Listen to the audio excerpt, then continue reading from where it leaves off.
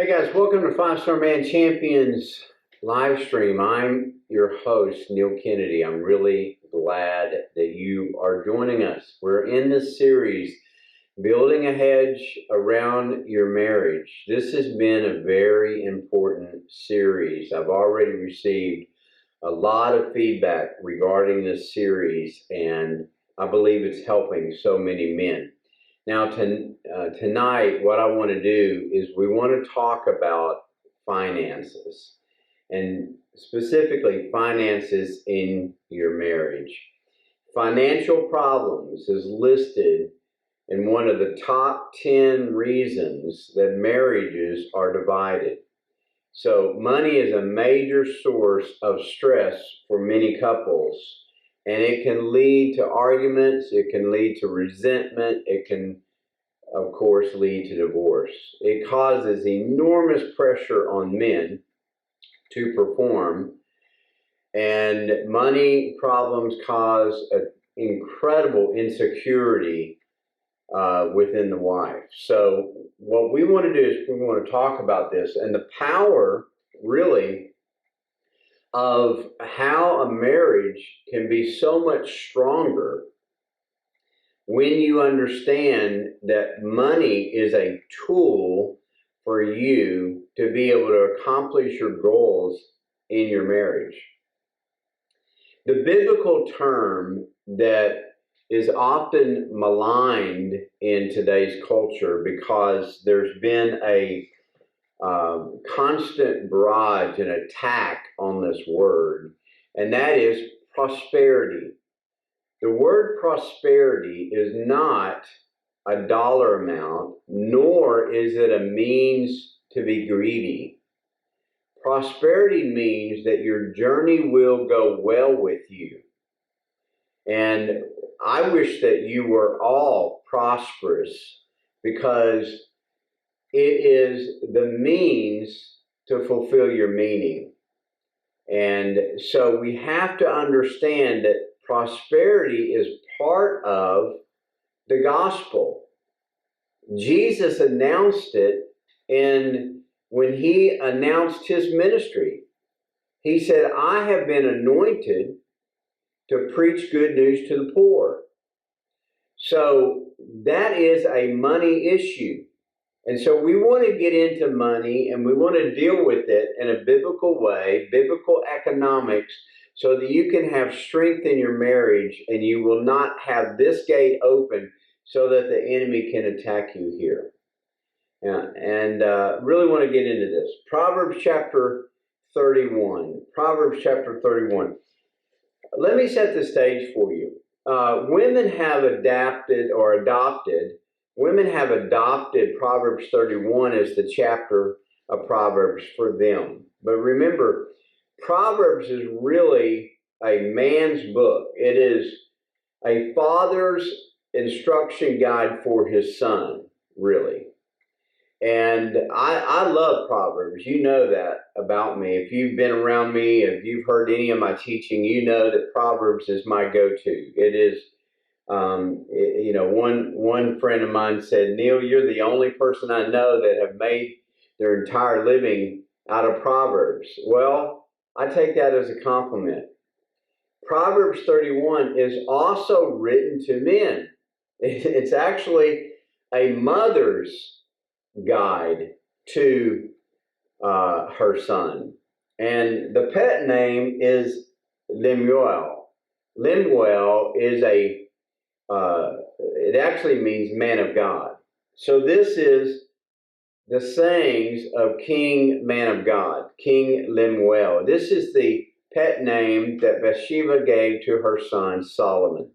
And so when you read this is the oracle of the mother giving her son instruction. There's some great insight here. One of the great insights that I really like out of this is the mother says it's not for kings. It's not for someone of noble birth. It's not for someone who has dignity for you to drink wine and beer. She says, let the depressed have the wine and let the poor have the beer. but it's really not for you. And so that was great advice. But then she really gives advice for selecting a wife. And so she lays out the Proverbs 31 woman. And it's great that women adopt this standard, because when you say Proverbs 31 woman, you're talking about the cream of the crop, the top kind of woman that you want to have in your life. And I'm telling you, it's pretty awesome. Look at verse 10, Proverbs chapter 31, verse 10. This is so important. A wife of noble character who can find? She is worth far more than rubies. Her husband has full confidence in her, and here's the key, and lacks nothing of value. A man who has this kind of wife will be rich. The man who has this kind of wife will have the benefit of her bringing her strength to the marriage, and she will add good, not bad. It goes on to say that she'll consider real estate and buy it, that she's hardworking. I mean, when you read this chapter, this is the kind of woman that you want. The principle here is that marriage is a multiplier. Marriage is a multiplier. The very design of marriage is the multiplier. And that is why this culture, this anti-man culture, is so against marriage, is because it is the institution, the sanctity of marriage that brings reproductive ability. It is the marriage that gives the cohesiveness of family. Marriage is a multiplier. And so if the enemy wants to, in his nefarious schemes, to defeat and kill off mankind, which that has been a stated goal recently, even a White House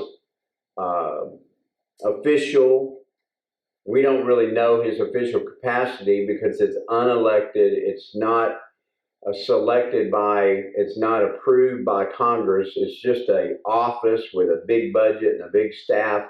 And the whole point of this one office is to somehow defeat climate change, which we all have an opinion about that. But he stated that the earth won't be able to sustain 10 billion people. Listen to me. I don't want to get too far off in this, but you need to understand something. Your God, my God, the God Yahweh, the God of Abraham, Isaac, and Jacob, the God who appeared to Moses, the God who walked with David, the God who gave words to the mouth of the prophets, the God who gave his son and became flesh and died for us and resurrected, Jesus Christ being Lord. Our God, who we call Father, is wise enough to put on deposit within his creation more than enough to sustain whatever that creation reproduces. He would not bless you to reproduce after your own kind. He would not bless you to be fruitful. He would not bless you to cover the earth and fulfill it and dominate it. He would not do that if he was worried that you're going to run out of resources. There is no issue with resources. There's an issue with simple-minded men who have destructive ability. So let me get back to our topic. Marriage is the multiplier. 1 plus 1 equals 2. However, 1 multiplied by 1 equals 1.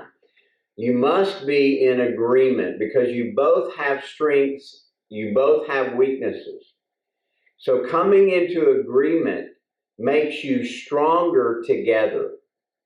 You're not ever going to be stronger without your wife if you're in agreement. If you're in agreement, if you're not in agreement, it could be a living hell. But if you're in agreement, you're going to have the multiplier effect. If you're in disagreement, you're going to have division. If you're in agreement, you get the multiplier. If you're in disagreement, you get the division. So do not allow money. Listen to this is important. Do not allow money to dictate the will of God in your life. My wife and I are currently praying and fasting about something that we have a plan, and if money's not the issue, here's how we make a decision. If money is not the issue, is it God's will for us to do this? And so that's how we have to make the decision. So you ask the question, if money's not the deciding factor, is it wisdom for us to do this? This is so important for you. Now, when we talk about 6 principles of marriage finances, we want to go through these, and I believe they're going to help you. Number 1, you want to communicate openly and honestly about your money. Money is a personal topic, and it's important for us to be able to talk openly and honestly about money with our spouse. Everyone else, it needs to be a private matter, but for you and your spouse, you need to talk openly about it. Now, the Bible says that where your treasure is where your heart is. One man said, "Let me see your checkbook and I'll tell you the priorities of your life." Well, when you come together with your wife, you need to be able to communicate openly about this. So this includes sharing your income, your expenses, and your financial goals. Now, it's important, guys, that you do not hide expenses and purchases from your wife. Don't hide them. Don't hide them. Be very open and upfront, because you don't want her hiding expenses, and nor should you hide expenses. You need to be able to sit down and communicate. If you can't do that, there's something wrong. By the way, I have a friend that he and his wife do not commingle their finances, that they have separate accounts. You say, well, that may work for them. Well, it may, but it doesn't bring in the multiplier effect. There's a chamber of their heart with one another that's separate because of the finances. There's not complete intimacy because they're not sharing their finances. Again, where your treasure is where your heart is. So you need to communicate with your wife regarding finances. Number 2, create a budget together. In other words, you need to have a written plan. You need to have a plan of going forward with your money. You need to be able to track where you're spending, saving for goals, and avoiding debt. Obviously, these are foundational, and there's a lot of training and teaching out there for that. Now, I'm going to give a caveat to this because of my personal experience.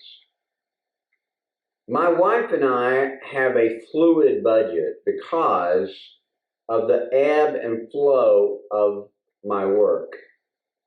See, I don't have a set salary. My income, it depends on my current activity. It's not depending on salaries and bonuses and those kinds of things. If I was working in corporate, I would have a set budget. I would have, an easy plan, easy projection. That would be easy. Because of the nature of my ministry, I have to have a fluid budget. I know what my base expenses are. I know what typically my base income is. But then there's times that I'm going to have a harvest season, and there's times I'm going to have a famine season. That is the nature of walking by faith the way that I do. Now, I've been doing this for, basically our whole marriage. It's a difficult thing to get used to. And it's a difficult thing to plan for. I just be honest with you. You can have ebbs and flows. And so it's important that you have some type of plan in place for that. You setting aside some reserves, having maybe, a credit line or whatever that you need in order to get through those times.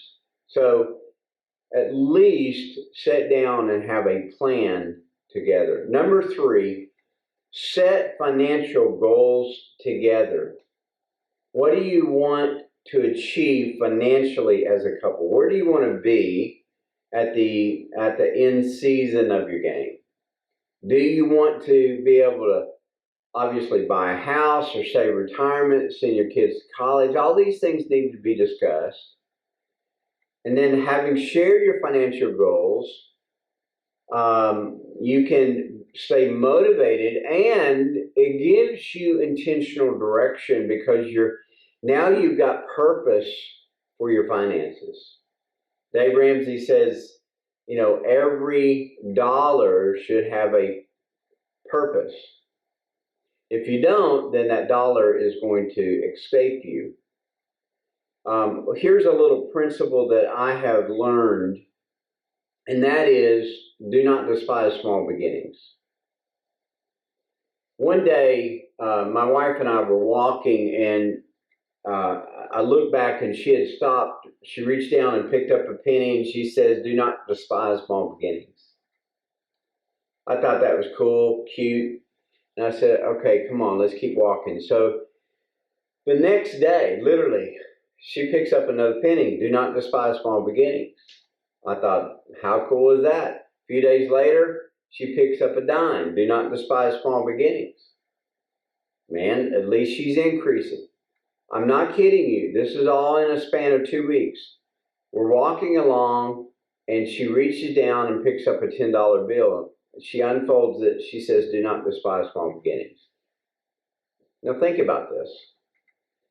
She and I are walking the same trail, but it's not coming into my hand, it's coming into her hand. Why? Because she has her eyes open, and you attract what you respect, you repel what you disrespect. It's a very important principle. And I thought, we're walking the same trail, she's the only one getting money. So I started praying about it, and sure enough, a few weeks later, we're walking along, and I saw the glistening of copper and silver, and I'm embarrassed to tell you, I blocked her out. I reached down, and there was so much change that I recruited her help now, and now we're loading up our hands. We had to walk home with our hands full, laid them on the table, and counted our harvest. And I've got to tell you something.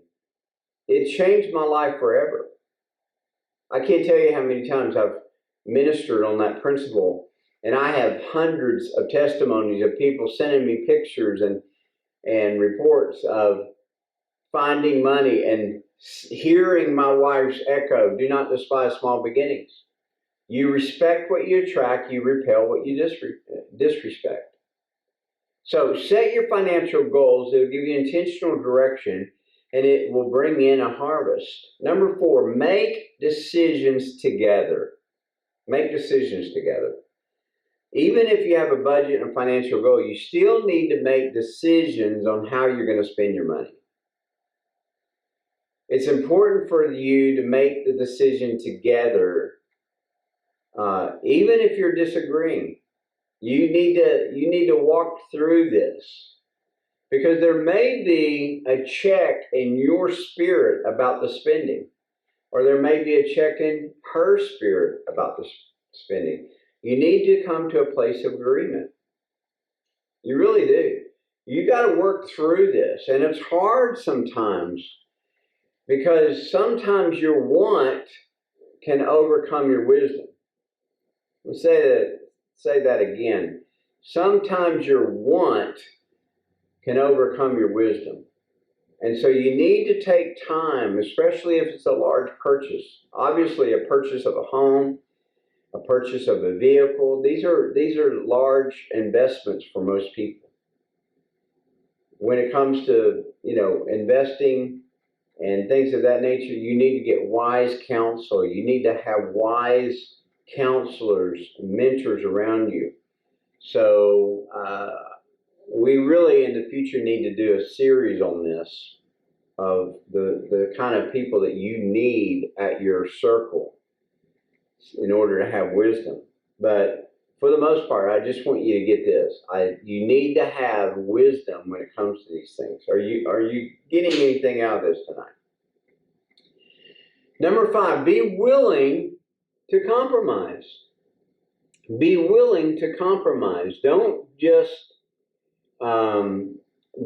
be so dogged and determined that you're not willing to compromise. No two people are going to have the exact spending habits or financial goals.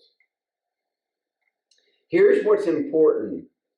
You need, as I said last week, you need to observe your wife. You need to know your wife. You need to honor your wife. Remember, the word know or the word honor means to know. You need to have an intimacy, an intimate understanding of your wife. So, for example, my goal is to be prepared that if I were to pass away, my wife would never have to remarry. She's free to do that, but I don't want her to have to. I don't want her to feel pressure to. I don't want her to get, trapped in a situation, which, so what I want to do is prepare so that she's taken care of. Amen? So there needs to be some security there. Now, again, going back to our way of life, there's been times, guys, I'm telling you, there's been times that we've been flat broke. I mean, I'm talking zero.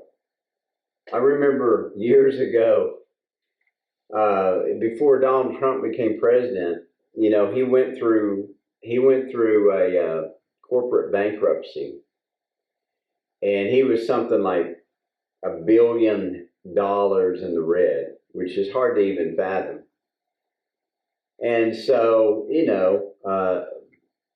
every man, listen to me carefully, whether you like him or not, every man faces a blow up in their life. And he had faced he was about $1 billion in the red.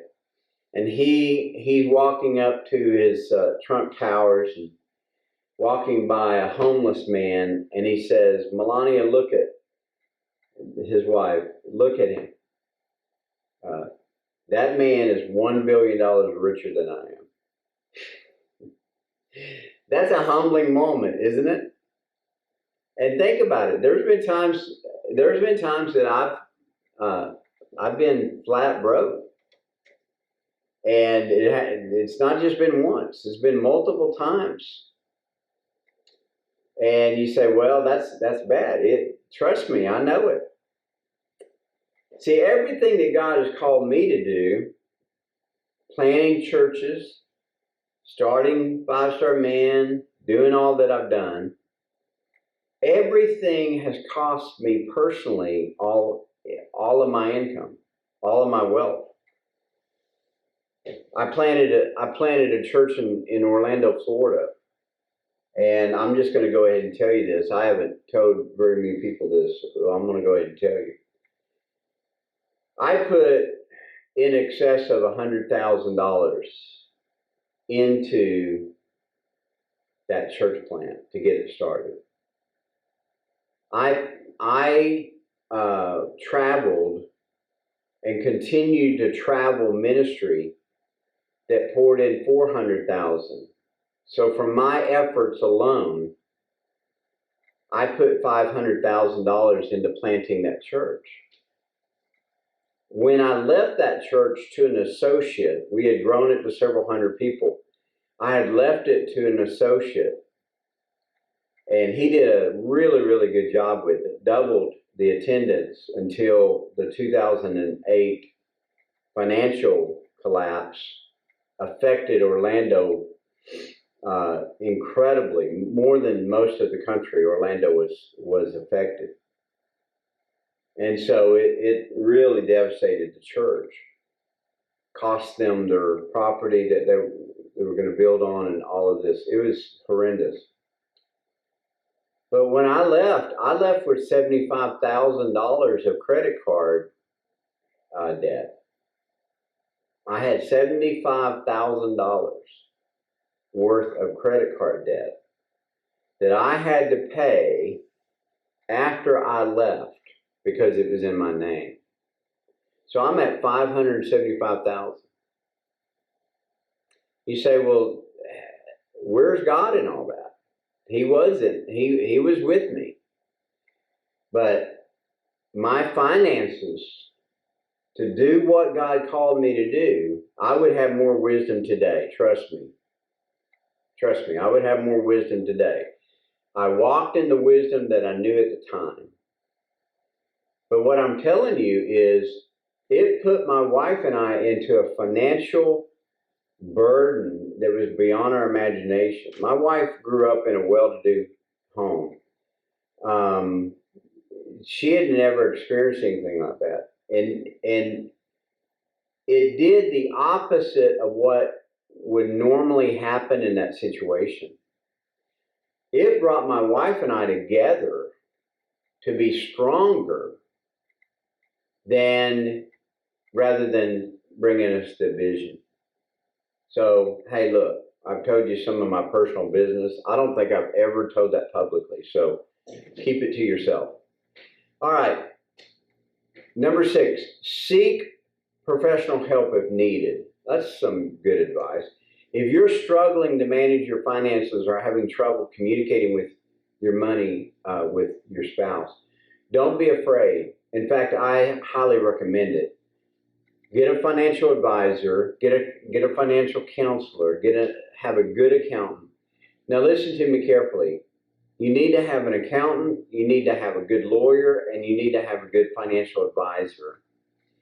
And the financial advisor needs to be credited. He needs to have the fiduciary responsibility of your money. Your accountant the same way, and of course your attorney. And you need to disclose everything to all 3 of them because there's checks and balances there. Amen? And don't underestimate the wisdom that your wife will bring to the table. Because, remember, an excellent wife who can find, she's more precious than rubies. And any man he'll lack nothing of value. Nothing of value. My greatest asset in my life, the greatest asset of my life is Kay, my wife. No doubt. No doubt. I can honestly say, I could look back and say that if it were not for her, there's no way I would be able to accomplish anything that I've done. So it's very important that you communicate. As we talked about last week, it's very important that you have your finances in agreement with one another so that you have the benefit that you have the multiplier effect in your marriage. God bless you. Hope you enjoyed it. We'll see you next time.